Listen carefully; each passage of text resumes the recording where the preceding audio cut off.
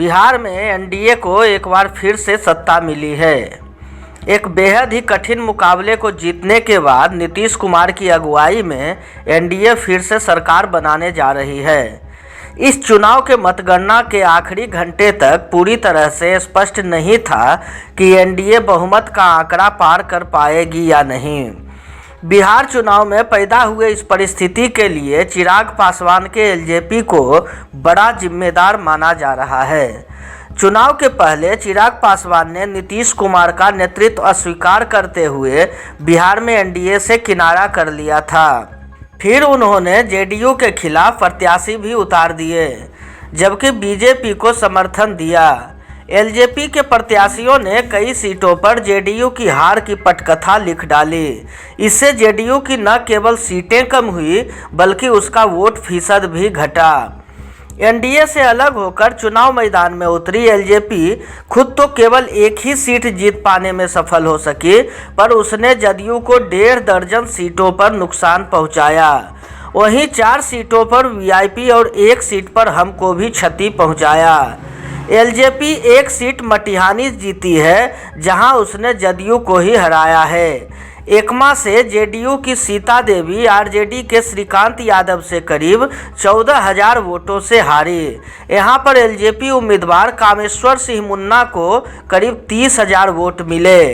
दिनारा से एलजेपी उम्मीदवार राजेंद्र सिंह दूसरे स्थान पर रहे और आरजेडी को जीत मिली। यहां जेडीयू तीसरे नंबर पर चला गया। एलजेपी और जेडीयू का वोट जोड़ दें तो आरजेडी को मिले मत से 19,000 अधिक होता है।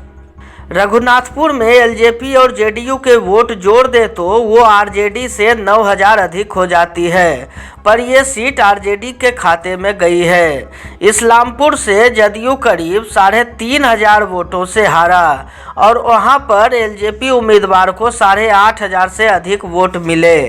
अलौली से जेडीयू को 2773 वोट से आरजेडी ने हराया, वहां एलजेपी को करीब 26,000 वोट मिले।